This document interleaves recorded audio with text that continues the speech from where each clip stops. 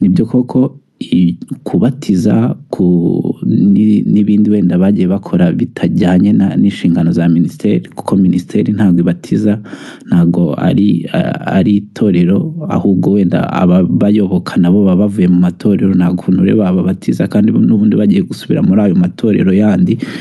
Icyo rero kigize imwe muri faute lourde nyine yo muri iri tegeko, kuba bita biganisha guhagarika burundu uwo muryango nyine nyirizina, mu gihe cyose wabeshye uri gukora ibitandukanye n'ibyo icyemezo baguhaye kivuga cyangwa se kikwemerera. RGB ifite uburenganzira bwo guhita ihagarika hadakurikijwe zira procedure ebyiri zo kwiyandikisha ku guhagarika amezi 3. Ukiraho urebe niba kitaza muri gross misconduct. Kuri X yabo Grace Room Ministries bo ubwabo bariyandikiye ejo ku itariki 9 ko mu ijoro ry'itangazo bitigeze bibaho ko Imana, akaboko k'Imana isumba byose ishobora byose karimo gukiza abantu sida, ko akaboko k'Imana ishobora byose karimo gukora ibitangaza, kakoze ibitangaza mu masengesho cyangwa mu matorero yabaye, aho umwe mu bantu batabashaga kugenda yahagurutse agata imbago ze agatambuka bisanzwe, ko hari umugore Imana ko itangaza utari warigeze yigana na rimwe, ariko Roho Mutagatifu ikaba yamuhaye ubushobozi bwo gusoma no kwandika, ndetse ngo n'ibindi bitangaza byinshi cyane. Reka no kumara umwanya, ubwo babishaka barajya kuri X ya Grace Room Ministry babisome. Ibi bintu byanditswe ku itariki 9 bugacya RGB ihagarika iyi ministry iyishinja ko yaragiye gukora inshingano zinyuranye n'izo yaherewe uburenganzira. Nta kujyana kwaba kurimo,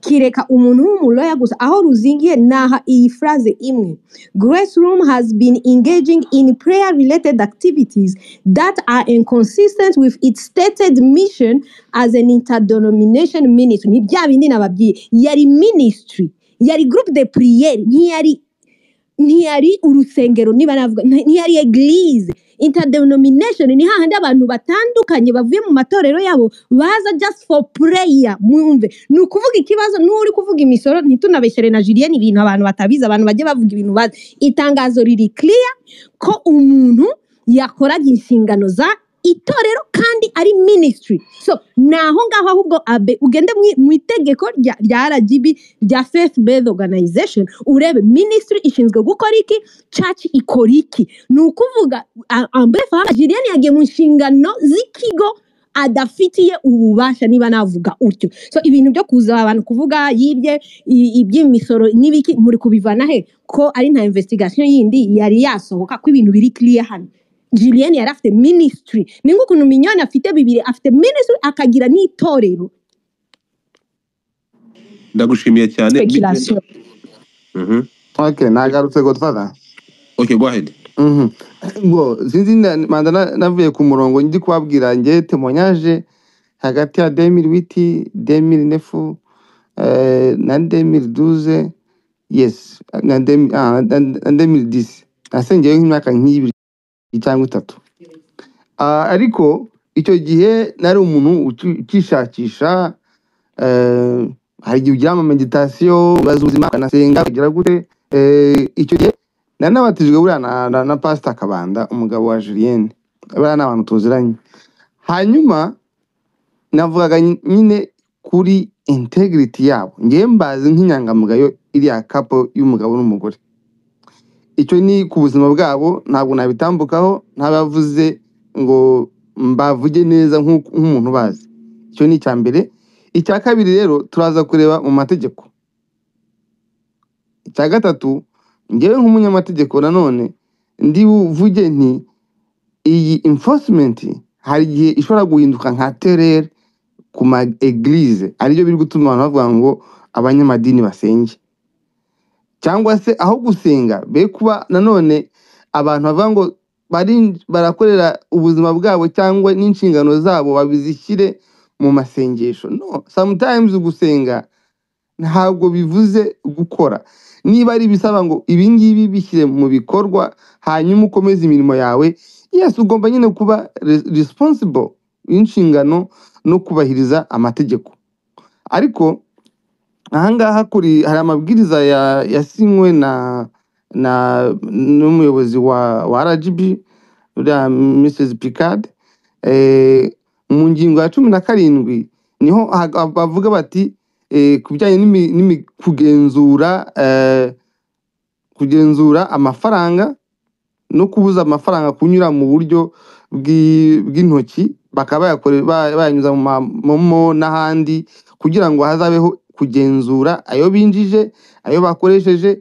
Buriya hari amadini yakoze rwose ibintu by'amahano mu gihe bya jenoside, mu gihe cya jenoside yakorewe abatutsi, nk'amashapeli, amakiliziya yiciyemo abantu benshi. Ariko nanone ku ruhande rumwe hari n'ibyo amadini cyane cyane katolika, ari amadini akuze, yagiye agira n'ibyo bigo leta igashyiramo subsidies nk'amafaranga, inkunga, ukabona yuko hariho imikoranire na leta no kwita ku baturage. Hanyuma nyuma za post genocide hazaho amadini ashingiye ku bantu ku giti cyabo, banabona amafaranga menshi, ariko wareba itorero no guhindura ubuzima bw'abaturage ugasanga biri hasi cyane. Ibyo nabyo byagiye bituma abantu bari popular bahinduka impopular. Nkangaha ku ngingo ya 15 y'ayo mabwiriza yasinywe mu kwa mbere, no, tariki 7 z'ukwezi kwa 3 2025, yego, n'amabwiriza ya RGB agenga amatorero n'imiryango ishingiye ku myemerere. Iravuga ngo igenzura ku ihererekanwa ry'amafaranga ashobora guteza ingaruka ikomeye. Icyo cyo ni cyambere. Umuryango ugomba gushyiraho uburyo bwo gutahura no kumenyekanisha ihererekanya ry'amafaranga rigaragara ko ridasanzwe cyangwa ryateza ingaruka zikomeye, rikubiyemo amafaranga aturuka ahatazwi cyangwa afite ingaruka zikomeye, ashobora guteza ubwishyu bwoherezwa cyangwa bukomoka mu bice bitizewe, imiyoborere n'ubugenzuzi. Ku ngingo ya 14 ya 15 kanzimire kwa 17, igenzura ryigenga. Ntudutware amategeko cyane, ahubwo garuke ku kiganiro uze kuyemerera bitubangura tujye ku kiganiro tuva amategeko menshi. Ego amategeko ikamenyanetse, kuko ndi kureba n'iryo tangazo ribahagarika ntabwo naryo riri, donc ubona yuko ryashyizemo details zose ku ministeri nk'iriya, wenda bavuge neza specifically aho yagonze itegeko. Niyo mpamvu iyo ambiguity iri guteza impaka, ndetse hakabaho no kwapiringa, kuko nabyo biteganywa n'amategeko. Wenda kuri iyi nshuro biracyari bibisi, nayo sindakora iperereza menye neza byabashingiye kuki, ariko rwose he kubaho kugonga itegeko nshinga. Bivuze yuko ubaye popular kuza 10,000 ukagira gute, hanyuma diku ngurahagaritswe, ibyo rwose kuri jewe ni igikuba. Nubwo hari abishyigikiye yuko ahagarikwa, ariko nanone ntabwo buri day nko guhumbya gatoya wumve ngo birahagaritswe, ibindi birahagaritswe. Ibyo nabyo bagomba gukurikiza, kuko iyobokamana ni ibintu bijyana n'ubuzima bwa buri munsi, kandi uko bayobora bareba ibyemewe gutangwa nk'inyigisho. Ntabwo wamenya ngo 5 kuri 2 ni beza, 3 ni babi, cyangwa se gute na gute. Ubundi hari agatabo nabo nasomye kitwa ngo 1 sur 1 million. Muri miliyoni imwe haba harimo umuntu umwe uri authentique. So rero kuvuga ngo uragenzura itorero ushingiye yuko still abanyabyaha baracyari kuboneka kandi twabona n'urusengero ruruzuye, ibyo ngibyo ntawe bishinzwe, ahubwo ubakira amafaranga yakiriye, izo nshingano zose no gukurikiza amategeko no kuyatangira imisoro no kugira nanone bagire de bonne action zibe nyinshi, bavana abantu benshi mu bukene. Ibyo byose babishyire mu bikorwa, ariko nanone habeho ubwo bwisanzure bwo gusenga. Njye numva aricyo ngicyo navuga. Ubu ngubu ntabwo mfite ahantu navuga ngo sindi kuvuga nk'umunyamasengesho, kuko uko umuntu agenda asoma yiga hari ahantu ugera ukagira maturite, ukaba nawe ibyo bintu wabinyura hejuru. Ariko mu gihe hari abantu benshi bakigendera mu kigare cyangwa se basenga bagira gute, kubakumira utaberetse indi nzira yabafasha, nabyo ntabwo ari byiza. Murakoze. Urakoze cyane.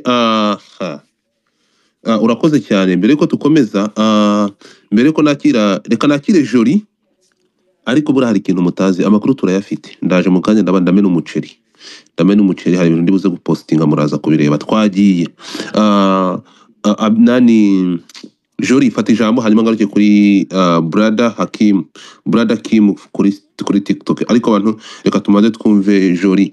Jolie, comment ça va Godfather? Vurugana kichwa nari burabya ukuntu njye amategeko menshi cyane twagiye, ariko uyiranje kuko mfite audience kuri kivu cy'ikinyarwanda, iki giswahili ukoresha iki n'igifaransa, ushyiremo ikinyarwanda cyinshi. Muka basobanurire. En fait hari ibintu abantu bari gushaka guca kure, bakazana ibintu mu Rwanda. Se ikintu ni A na B na C.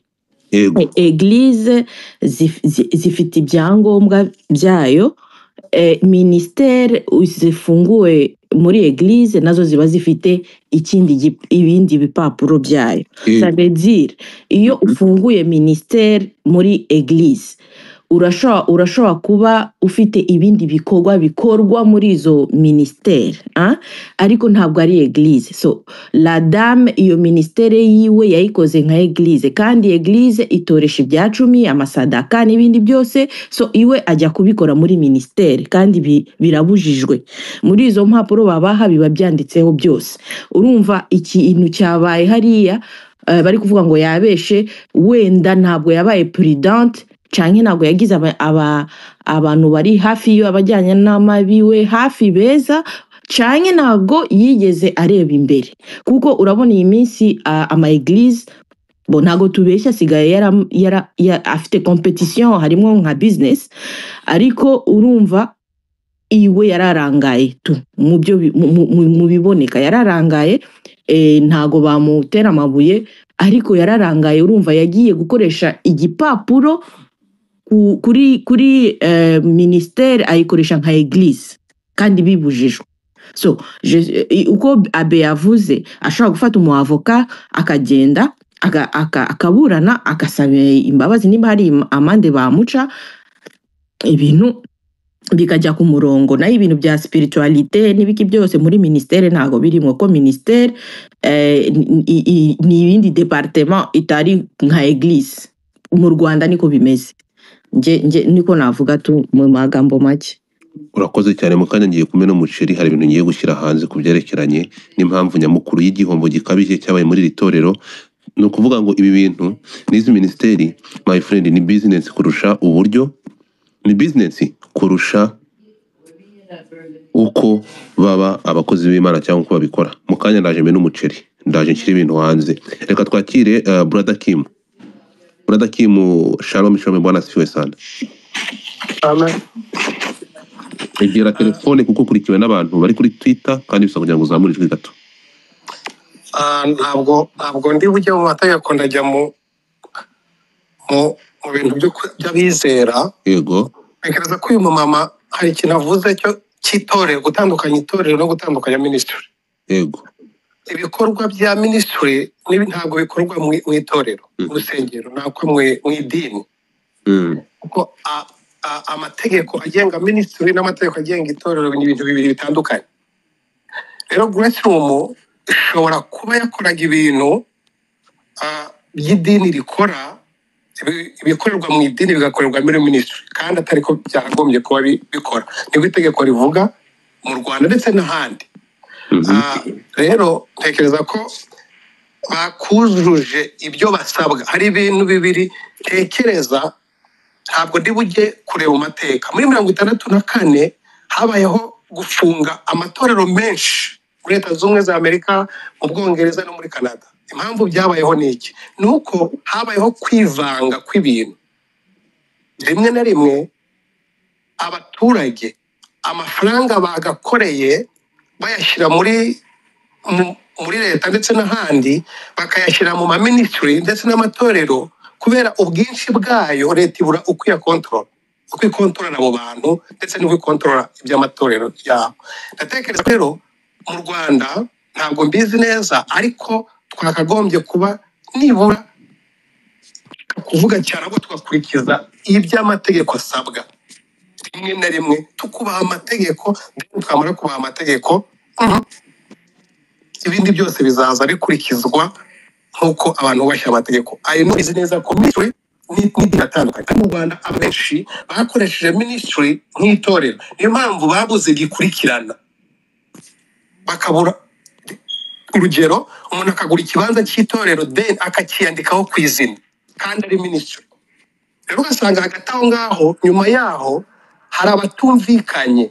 Atekereza ko hari abatumvikanye mu mikorere hagati y'abantu bamwe bakorana, then hakabamo kuregana. Habamo kuregana rero za manza zagera muri RGB bagahita kuhagarika bitewe n'ibyo bintu byajemo byo kutumvikana ku byo bakoraga hamwe bose. Imana ivuga umugisha wakoze.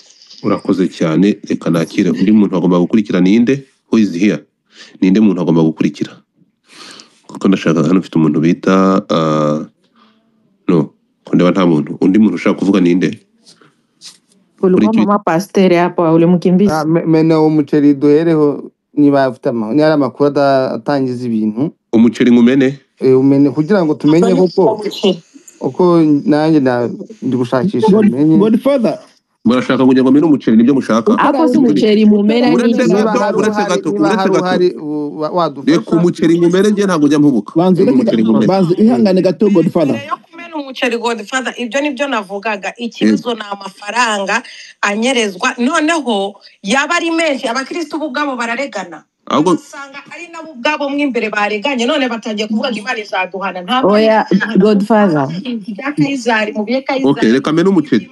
Udade kuna changa kama ni ministere alikuwa na bikobwa bye binaingiza franga, ibyo ministeri ingekuwa inasoraka ibintu bigenda ku murongo. So ntabwo ari ukuvuga yabikoze iwe yabijyanye mu nzira za eglise, alibibeba mu njia ya eglise, ndio maana hakusoraka uko bigomba kugenda. So akabifasa gisi ni eglise et pourtant ni ministère. Sa yo beka arena yenyaliazaka na kama balingiaka for free, misi yo wala balingiaka ku franga. Ça veut dire kuko franga zenya napashwa lipa bile byote benye sadaka. Na ile masadaka kuko sadaka itikiwe mu ministère, sadaka na vitu vyote habitikiwe ministère, haiko eglise. Mais vraiment depuis réagir miss kwa na yua ile ni kwa na yua kama ni eglise yenye inajulikana kama ni ministère ni business mon cher, ni ma business. Kama nimba barya abantu basengera bari abahasengera bafite amatorero basengeramo, nta kibazo jewe numva kabisa. Eglise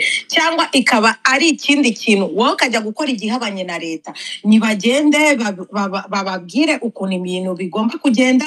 N'igihe bamaze bakoresha icyo gihe cyabo bakagikoresha nka eglise, barihe ku buryo nka eglise nyine barihe iyo misoro yose ive mu nzira, nibagize abakomeze agakiza kabo. Ariko guys, we have to be careful kuko aya matorero ari kutugira indushyi. N'amashyari abanyarwanda namwe mugira n'amashyari, mujya mugira n'agashyari kaba muvangamwe n'utuntu tw'amashyari. Oya abebe mutukungu nta muntu bajya batwara kungu, nta muntu bajya bakurura, ni kila mtu ni volontaire yake. Mkabeka amashyari, unaona mwanamke mwenzenu anaanza prospere, unamfitilia. Leta nayo inasikia wivu. Leta ni gute? Okay, ndashaka kumena umuceri. Reka mena umuceri hanyuma none dukomeze. Murebe kuri TikTok, murebe kuri dashboard. I mean kuri Twitter. Murebe ibi bintu business yahombye. Murebe aho hejuru. Business clubs. Muretse gato business yahombye. Abanyarwanda bakoramo business ngo muri kujya gusenga. Mucekinge uretse gato. ngewe ngacenge kureba impamvu byifashe bite niyo mpamvu ushobora guhomba mucekinye kuri dashboard kuri dashboard mubonye iki iraza babwa iriho muze murebe mucekinge murebe hari ukuntu cyo tuza hangaha abantu bakavuga ngo urabona ngo ngwe okay ndi kureba nsomera abe njya muri nkoresha ifoto ya Julienne nkoresha iritangazo bashyizeho yihagarika ariko ingingo nyamukuru niyo screenshot nshyizemo iyo foto ya statement 2024 binjije miliyari soma irisome neza rifungura urisome ndi kureba reka ndizane hano reka binjije miliyari 5 no bisome nkuko biri genda injira muri somera abanyarwanda hano stangaza ndi kubona kandi ririmo injira mu ifoto mw'imbere okay let me check Kigali kuwa 10 Gicurasi 2025 urwego rw'igihugu rw'imiyoborere RGB ntabwo no reba indi foto irimo apaniyo Wadusanga niba atari kubibona neza ngende kuri Twitter yawe reka reba murebe kuri dashboard hano ntabwo kuri TikTok ntibiri gukunda ndi kubona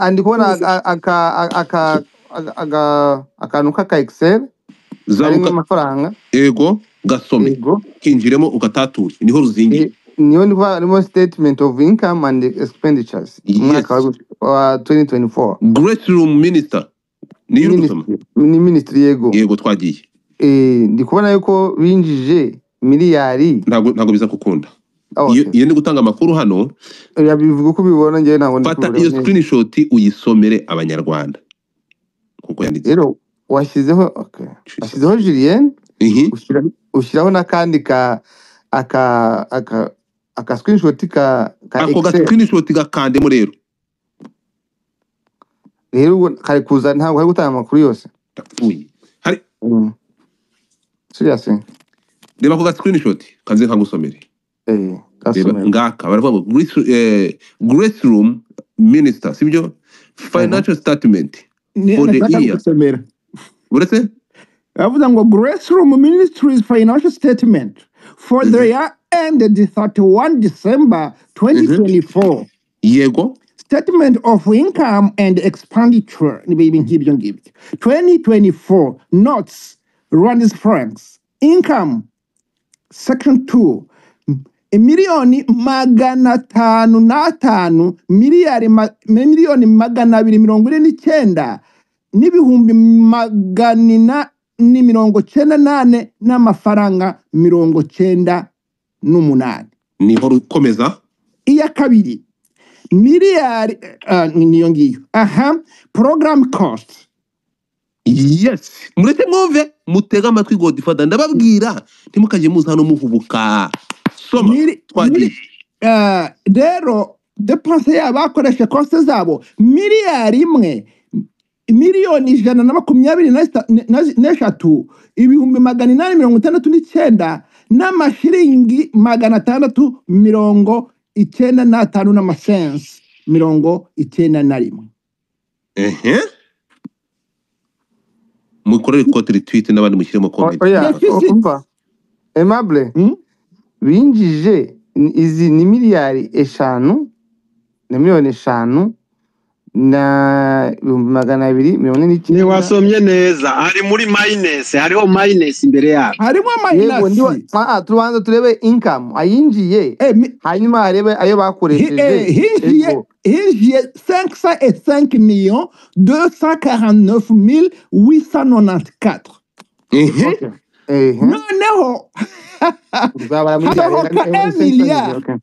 miliyari 1,123,869 mwumva ko kayabo ikinyuranye abajya muri minus ya kuma mwabibonye ubu ngubu mutangiye gusobanukirwa ikibazo hano kiri ni 6,619,819 zavuyeho ko zitinjiye ni ukuvuga ngo zinjiriye hehe muri ihe dirisha muyabaze Jolie ni wari uhari ni uzi ino ministeri murakoze urakoze cyane abe ubu ngubu none mutangiye gusobanukirwa ubu ngubu mutangiye kunyumva cyane rwose ubu ngubu muri kureba impamvu y'ibintu byose we adeklara ko afise uruhombo deficit twamaze kubibona Godfather nibyo nakomeje kuvuga ngo nibishyure bakambwira ngo njye nabibonye none kaje umufinansiye iyo byagenze gutyo yakoresheje umutungo rusange wiwe kugira ngo ministeri igende neza yakoresheje yagiye ayo mafaranga Nigeria Amerika hehe ayo mafaranga ari yangingo nababwiye rero y'amafaranga yoherezwa akajya hatazwi n'ahandi hose no kutayagaragaza neza rwose ni gross mistake kabisa yatuma ufungirwa so twumvikane rero hano hari umuntu uri kuvuga ngo ariko se barishyura nde none uri kushaka kumbwira ko niba badafite aho bishyura bakorera mu kihe gihugu igihugu bakoreramo ubwo nibwo bari bubapangire imisoro ukuntu yagiye n'ukuntu ibintu byose byagiye n'amafaranga yagiye asohoka iby'imisoro by'ibiragera barimo bashakishaho aya mafaranga mu gihugu mbamwo no kuvuga ko bategezwa kumurira amafaranga aho leta itegeza kumwishyura mu gihugu mbamwo urakoze cyane hagati aho ngaho rero uko njyewe ndashaka kugira ngo mureke guhabagurika mumaze mufate umwanya musome mutabisomye neza biraza kubavanga